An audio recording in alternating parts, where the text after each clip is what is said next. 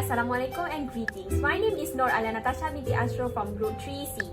Today, I would like to present my movie commentary assignment. The movie that I chose is entitled as Inside Out. Inside Out is classified in the genre of family, adventure and animation movie. This movie is first released at Cannes, which is a city in France, on May 18, 2015.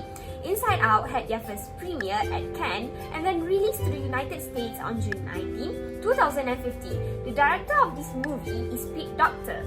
It is produced by Jonas Rivera, and Inside Out have two production companies, which is Walt Disney Pictures and Pixar Animation Studios. Running time of this movie is 95 minutes, and as for the setting, as this is an animation film, it doesn't have a specific setting of place where they shoot the film.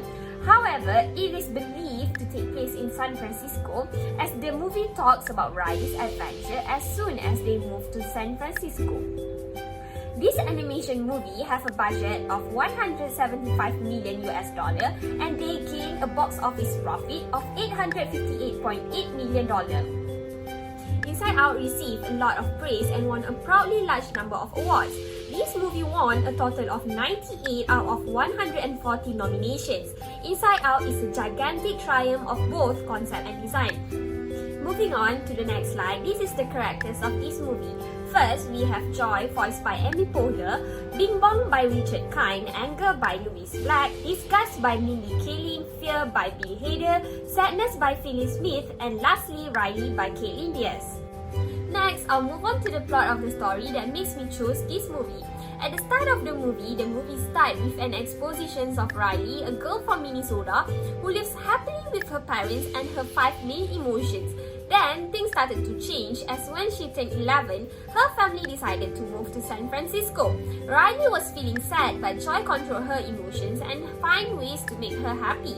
She had everything planned out for Riley's first day at the new school. Joy made a circle of sadness and asked Sadness to never leave the circle in order to contain all the sadness from Riley. Things started to change then as Sadness touched a core memories and Riley started to cry in front of her class. Joy and Sadness then got sucked up into a deeper part of Riley's mind.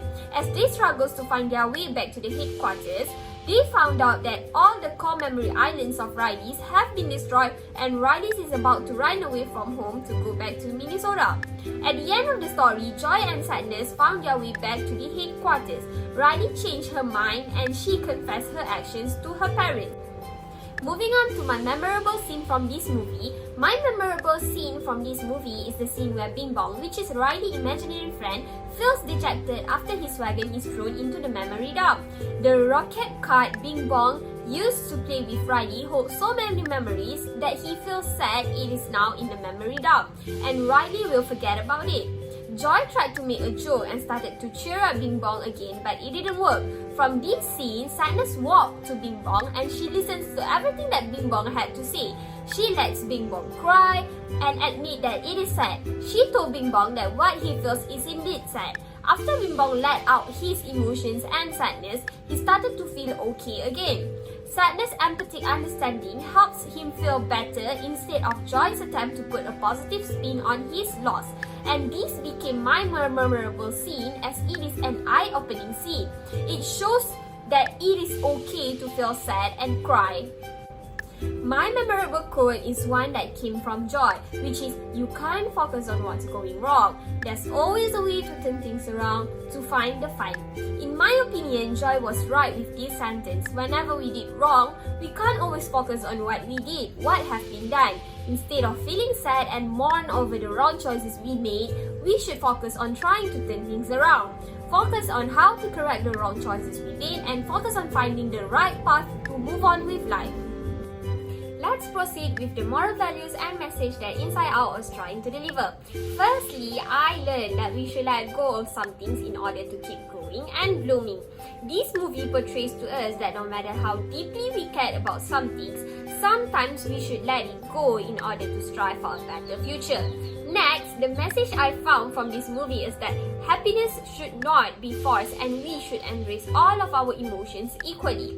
This movie did a great job in showing me that it isn't necessarily for us to have joy in order to be happy.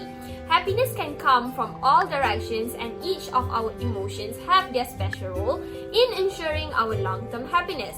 We shouldn't force ourselves to feel happy and to feel joy when we are down. Instead, we should let ourselves feel the emotions we had, and in return, we will be able to feel pure happiness.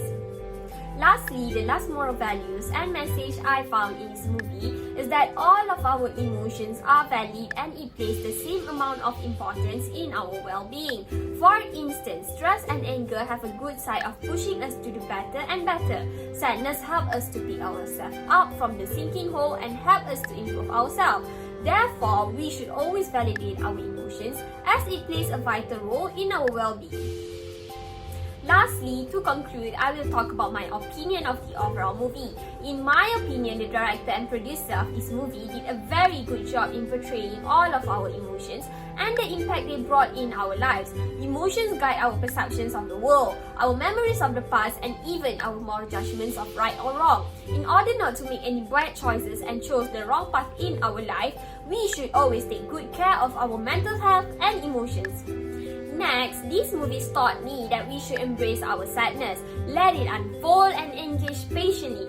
Being sad is not a sin. Everyone has these core emotions where they feel sad. Crying doesn't show that we are weak. Instead, it shows that we are a perfectly fine person who can still feel our emotions. We shouldn't be ashamed of being sad and think of sadness as a failure. This perspective that sadness will ruin our happiness should be changed. When we embrace our emotions as it is, we will be rewarded with life of nothing but pure joy. Lastly, in my opinion, this movie is not only made for children and instead it is made for all categories of ages. All ages can learn a lot from this animation movie. With that, I end my presentation here. I highly recommend this movie to all of you, and for that, thank you for listening.